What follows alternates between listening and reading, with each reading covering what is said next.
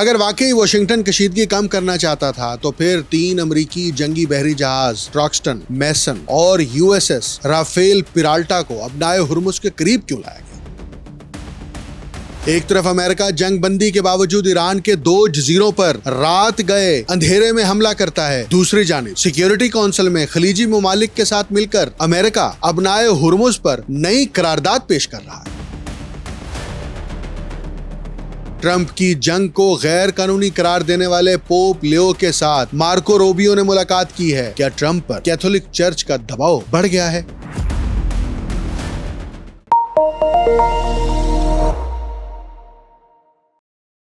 آپ دیکھ رہے ہیں انٹولڈ سٹوری ود ڈاکٹر اکمل سومرے۔ امریکہ ایک جانب جنگ بندی اور خطے میں کشیدگی کم کرنے کے دعوے کرتا ہے، لیکن دوسری جانب ابنائے ہرمز جیسے انتہائی حساس اور عسکری طور پر کشیدہ علاقے سے اپنے 3 جدید جنگی ڈسٹرائرز گزارنے کی کوشش اس کے عملی اقدامات پر کئی سوالات کھڑے کرتی ہے۔ ایران پر امریکی اور اسرائیلی جارحیت، بربریت اور حملوں کو 70 دن ہو چلے ہیں۔ اگر واقعی واشنگٹن کشیدگی کم کرنا چاہتا تھا تو پھر USS ٹراکسٹن، USS میسن اور USS رافیل پیرالٹا کو ابنائے ہرمز کے قریب کیوں لایا گیا؟ یہ محض معمول کی گشت نہیں تھی، بلکہ ایک واضح طاقت کا مظاہرہ تھا۔ ایران طویل عرصے سے خبردار کرتا آیا ہے کہ خلیج کے پانیوں میں امریکی عسکری موجودگی خطے کو عدم استحکام کی طرف دھکیل رہی ہے۔ ایسے میں جنگ بندی کے ماحول میں امریکی جنگی جہازوں کی پیش قدمی کو تہران نے براہ راست اشتعال انگیزی اور دباؤ بڑھانے کی کوشش کے طور پر دیکھا۔ اصل سوال یہ بھی ہے کہ یہ امریکی ڈسٹرائرز آخر کہاں جا رہے تھے اور ان کا مقصد کیا تھا؟ مختلف عسکری تجزیہ کاروں کے مطابق یہ جنگی جہاز بحیرہ عمان کی جانب بڑھ رہے تھے، جہاں امریکہ اپنے بحری بیڑے کو دوبارہ منظم کر رہا ہے تاکہ خلیجی پانیوں اور توانائی کی گزرگاہوں پر اپنی گرفت مضبوط رکھ سکے۔ بعض حلقے یہ بھی سمجھتے ہیں کہ ان جہازوں کی نقل و حرکت ایران کو نفسیاتی اور عسکری دباؤ میں لانے کے لیے تھی، تاکہ تہران یہ محسوس کرے کہ امریکہ اب بھی ابنائے ہرمز پر عملی کنٹرول رکھنے کی صلاحیت رکھتا ہے۔ لیکن ایرانی حملے نے یہ پیغام دیا کہ خطے میں امریکی بحری طاقت کو اب بغیر مزاحمت کے نقل و حرکت کی آزادی حاصل نہیں رہی۔ یہی وجہ ہے کہ اس واقعے نے نہ صرف جنگ بندی کی حقیقت پر سوال اٹھا دیے، بلکہ یہ بھی واضح کر دیا کہ خلیج میں طاقت کا توازن تیزی سے تبدیل ہو رہا ہے۔ امریکہ نے ایران کے جزیرہ قشم اور بندرگاہ بندر عباس پر حملہ کیا ہے۔ امریکہ اور ایران کے درمیان ابنائے ہرمز میں بڑھتی ہوئی کشیدگی اب محض بیانات یا محدود فوجی جھڑپوں تک محدود نہیں رہی، بلکہ یہ ایک ایسے مرحلے میں داخل ہوتی دکھائی دے رہی ہے جہاں خطے کی بحری سیکیورٹی اور عالمی توانائی کی ترسیل اور اسی طرح مشرق وسطیٰ کا تصویراتی توازن براہ راست داؤ پر لگ چکا ہے۔ ایرانی میڈیا اور امریکی ذرائع ابلاغ میں سامنے آنے والی رپورٹس اس بات کا اشارہ دے رہی ہیں کہ خلیجی پانی اب ایک نئے اور خطرناک عسکری محاذ میں تبدیل ہو رہے ہیں۔ ایران کی جانب سے امریکی جنگی جہازوں پر حملے کا دعویٰ دراصل ایک اہم پیغام ہے۔ تہران یہ ظاہر کرنا چاہتا ہے کہ شدید پابندیوں، فضائی حملوں اور مسلسل امریکی دباؤ کے باوجود اس کی عسکری کمان، میزائل نیٹ ورک اور بحری جنگی صلاحیتیں ابھی مکمل طور پر متاثر نہیں ہوئی۔ خاص طور پر ابنائے ہرمز جیسے حساس مقام پر امریکی بحریہ کو چیلنج کرنا اس بات کی علامت ہے کہ ایران اب دفاعی اسٹریٹجی سے آگے بڑھ کر فعال مزاحمت کی پالیسی اختیار کر رہا ہے۔ ابنائے ہرمز دنیا کے اہم ترین بحری راستوں میں شمار ہوتی ہے، جہاں سے عالمی تیل تجارت کا بڑا حصہ گزرتا ہے۔ اس لیے یہاں کسی بھی قسم کی فوجی کشیدگی صرف ایران اور امریکہ تک محدود نہیں رہتی، بلکہ اس کے اثرات فوری طور پر عالمی معیشت، تیل کی منڈیوں اور خلیجی ریاستوں کی سیکیورٹی پر مرتب ہوتے ہیں۔ یہی وجہ ہے کہ معمولی نوعیت کے حملے یا بحری رکاوٹیں بھی عالمی منڈیوں میں بے چینی پیدا کر دیتی ہیں۔ اس صورتحال کا ایک اہم پہلو امریکی بیانیہ بھی ہے۔ واشنگٹن مسلسل یہ دعویٰ کرتا رہا ہے کہ ایران کی فوجی طاقت، خاص طور پر اس کے میزائل اور ڈرون نیٹ ورک شدید حد تک تباہ ہو چکے ہیں۔ لیکن اگر ایران واقعی امریکی جنگی جہازوں پر مربوط حملے کرنے کی صلاحیت رکھتا ہے تو اس سے امریکی دعووں کی ساکھ متاثر ہوتی ہے۔ یہی وجہ ہے کہ حالیہ رپورٹس امریکی انٹیلیجنس اور سرکاری بیانات کے درمیان تضاد کو بھی نمایاں کر رہی ہے۔ دوسری جانب ایران کی اسٹریٹجی صرف عسکری نہیں بلکہ جغرافیائی بھی ہے۔ تہران جانتا ہے کہ اس کی سب سے بڑی طاقت اس کا محل وقوع ہے۔ ابنائے ہرمز پر دباؤ ڈال کر ایران دراصل امریکہ اور خلیجی اتحادیوں کو یہ باور کرانا چاہتا ہے کہ اگر اس کی تیل برآمدات روکی گئیں تو پورا خطہ معاشی دباؤ کی لپیٹ میں آ سکتا ہے۔ تاہم اس کشیدگی کا سب سے خطرناک پہلو یہ ہے کہ دونوں ممالک ایک دوسرے کو محدود جواب دینے کی کوشش میں کسی بڑے تصادم کی طرف بڑھ سکتے ہیں۔ بحری محاذ پر غلط اندازہ، کسی میزائل کی غلط ڈائریکشن یا کسی جہاز کو شدید نقصان پورے خطے کو دوبارہ سے کھلی جنگ کی طرف دھکیل سکتا ہے۔ موجودہ حالات یہ ظاہر کرتے ہیں کہ مشرق وسطیٰ ایک ایسے غیر یقینی مرحلے میں داخل ہو چکا ہے جہاں جنگ اور سفارتکاری کے درمیان فاصلہ تیزی سے کم ہوتا جا رہا ہے۔ ایران اپنی مزاحمتی صلاحیت دکھانا چاہتا ہے جبکہ امریکہ خطے میں اپنی برتری برقرار رکھنے کے لیے دباؤ بڑھا رہا ہے۔ اس طاقت آزمائی کا اصل میدان اب خلیج کے پانی بن چکے ہیں اور دنیا کی نظریں اسی خطے پر مرکوز ہیں۔ تو اچھا، آگے کیا ہو رہا ہے؟ اقوام متحدہ جو امریکہ کا طفیلی ادارہ ہے اور اس ادارے کا مقصد امریکی انٹرنیشنل آرڈر کو تحفظ مہیا کرنا ہے، اب اقوام متحدہ کی سیکیورٹی کونسل میں ایران تنازع پر ایک نئی قرارداد پیش کی گئی ہے۔ پیش کی جانے والی یہ مجوزہ قرارداد دراصل امریکہ، بحرین اور خلیجی تعاون کونسل کے رکن ممالک کی جانب سے تیار کی گئی ہے۔ قرارداد کا بنیادی مقصد ابنائے ہرمز میں آزاد اور محفوظ جہاز رانی کو یقینی بنانا بتایا جا رہا ہے۔ مسودے میں عالمی بحری تجارت، خصوصاً تیل بردار جہازوں کی نقل و حرکت کے تحفظ پر زور دیا گیا ہے اور خطے میں حالیہ حملوں اور کشیدگی کے تناظر میں بین الاقوامی بحری راستوں کی سیکیورٹی کو عالمی ذمہ داری قرار دیا گیا ہے۔ تاہم سفارتی ذرائع کے مطابق قرارداد میں ایسی شقیں بھی شامل ہیں جنہیں مستقبل میں ایران پر مزید دباؤ، پابندیوں یا بین الاقوامی کارروائیوں کے جواز کے طور پر استعمال کیا جا سکتا ہے۔ یہی وجہ ہے کہ روس اور چین اس قرارداد کو مشکوک نگاہ سے دیکھ رہے ہیں۔ اس قرارداد کے متن کا سب سے متنازع پہلو یہ ہے کہ اس میں خطے میں کشیدگی کے اسباب کو یک طرفہ انداز میں پیش کیا گیا ہے۔ روس اور چین کا اعتراض یہی ہے کہ اگر ابنائے ہرمز میں عدم استحکام پیدا ہوا ہے تو اس کے پس منظر میں صرف ایران نہیں بلکہ امریکہ اور اسرائیل کی عسکری کارروائیاں بھی شامل ہیں۔ حالیہ مہینوں میں امریکی بحری نقل و حرکت، ایران کی جوہری تنصیبات پر حملے اور خلیج میں جنگی جہازوں کی موجودگی نے صورتحال کو مزید دھماکہ خیز بنایا ہے۔ ایسے میں صرف آزاد جہاز رانی کا نعرہ لگانا دراصل واشنگٹن کے اسٹریٹجک مفادات کا تحفظ محسوس ہوتا ہے۔ امریکہ چاہتا ہے کہ ابنائے ہرمز عالمی نگرانی میں رہے تاکہ ایران اس آبی گزرگاہ کو دباؤ کے ہتھیار کے طور پر استعمال نہ کر سکے، جبکہ روس اور چین اس معاملے کو ایک وسیع جغرافیائی طاقت کی جنگ کے طور پر دیکھتے ہیں۔ یہ قرارداد دراصل صرف بحری سیکیورٹی کا مسئلہ نہیں بلکہ عالمی طاقتوں کے درمیان نئے سرد محاذ کی عکاسی بھی کرتی ہے۔ ایک طرف امریکہ اور اس کے خلیجی اتحادی ہیں جو خلیج میں اپنی عسکری اور معاشی برتری برقرار رکھنا چاہتے ہیں، جبکہ دوسری طرف روس اور چین ایران کو مکمل تنہائی سے بچانے کی کوشش کر رہے ہیں۔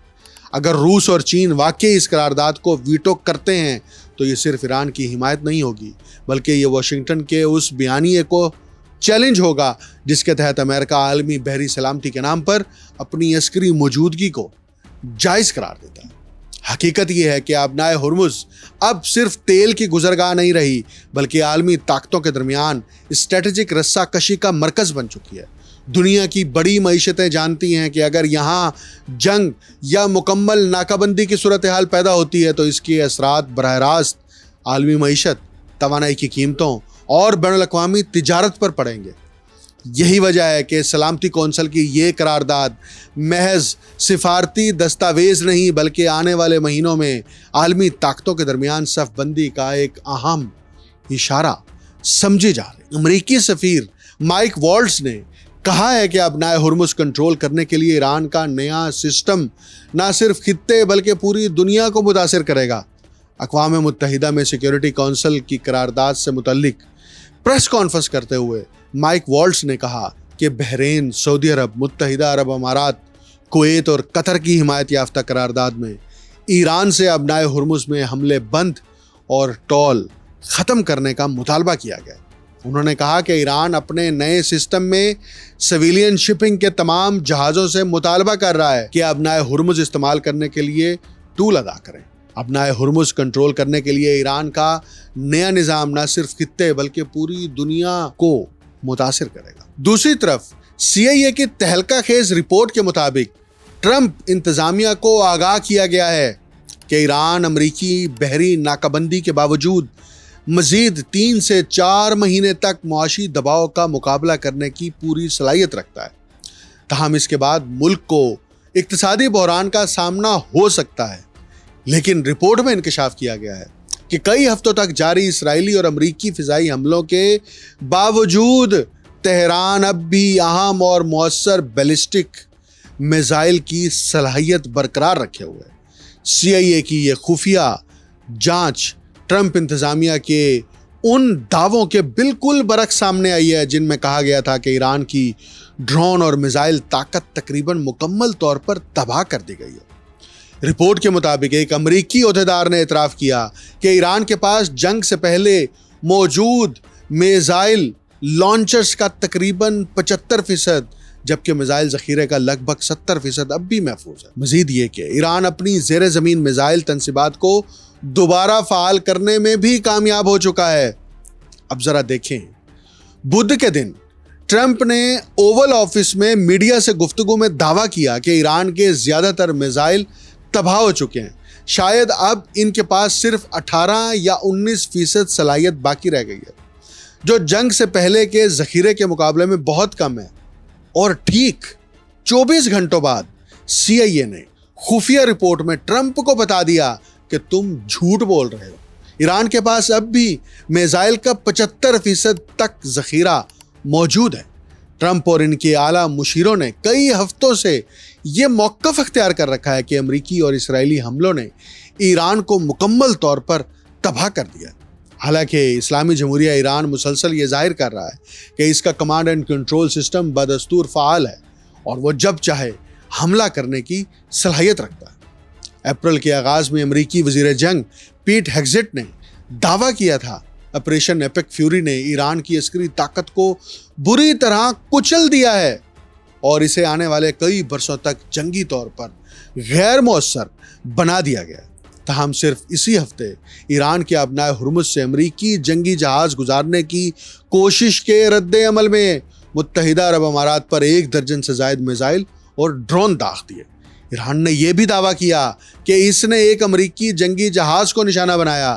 ٹرمپ انتظامیہ اپنی بحری ناکہ بندی کے حوالے سے بھی اسی نوعیت کے دعوے کرتی رہی ہے، لیکن اب تک وہ حقیقت کا روپ دھارتے دکھائی نہیں دیے۔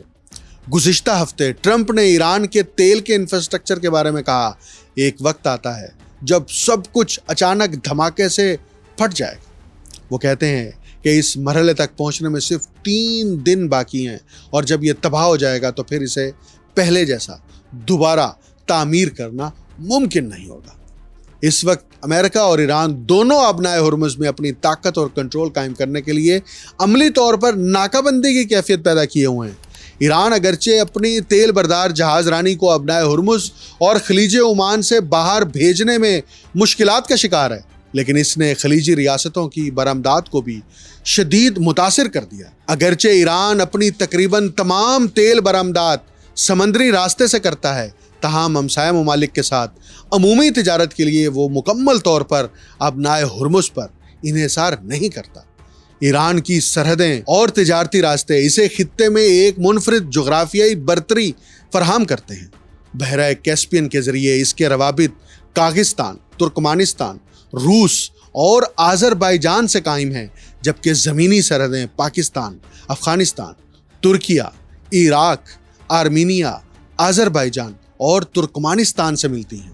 خوراک جیسی بنیادی ضروریات کے معاملے میں ایران کو تقریباً 80% خود کفیل تصور کیا جاتا ہے، جو طویل معاشی دباؤ کے دوران اس کے لیے ایک اہم سہارا ثابت ہو سکتا ہے۔ دوسری طرف ایک جنگ برپا ہے، لیکن امریکہ کے اندر کیا ہو رہا ہے؟ امریکی امیگریشن اینڈ کسٹمز انفورسمنٹ یعنی آئس نے ایران پر ہونے والے حملے کے دوران سینکڑوں ایرانی شہریوں کو حراست میں لیا۔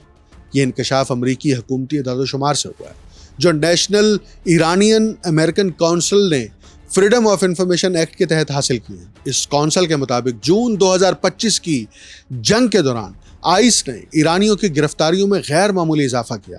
صرف جون 2025 میں 220 ایرانی گرفتار کیے گئے، جبکہ جولائی 2025 میں مزید 80 افراد کو حراست میں لیا گیا۔ یہ کریک ڈاؤن اس وقت سامنے آیا جب امریکہ نے اسرائیلی حملوں کی حمایت کرتے ہوئے ایران کی نتنز، فیرود اور اصفہان کی جوہری تنصیبات پر بمباری کی۔ گرفتاریوں کا یہ سلسلہ بعد میں بھی جاری رہا اور 21 دسمبر 2025 تک مجموعی طور پر 577 ایرانی شہری آئس کے حراستی مراکز میں قید تھے۔ امریکہ کے اندر جو اس جنگ کے بعد دباؤ ہے وہ مسلسل بڑھتا چلا جا رہا ہے، اور اس دباؤ کا ایک نیا رخ یہ رہا کہ جب پوپ لیو اور امریکی صدر ٹرمپ کے درمیان براہ راست تنازع ہوا اور جملوں کا تبادلہ کیا گیا۔ سوال ہوئے، جواب ہوئے، جواب ہوئے، سوال ہوئے، لیکن اب ایک بڑی پیش رفت ہوئی ہے۔ امریکی محکمہ خارجہ کے مطابق وزیر خارجہ مارکو روبیو نے پوپ لیو سے ویٹیکن سٹی میں ملاقات کی ہے، جس میں دونوں لیڈرز نے مشرق وسطیٰ کی صورتحال سمیت دیگر باہمی دلچسپی کے امور پر تبادلہ خیال کیا ہے۔ ملاقات میں امن اور انسانی وقار کو فروغ دینے کے مشترکہ عزم پر زور دیا گیا ہے۔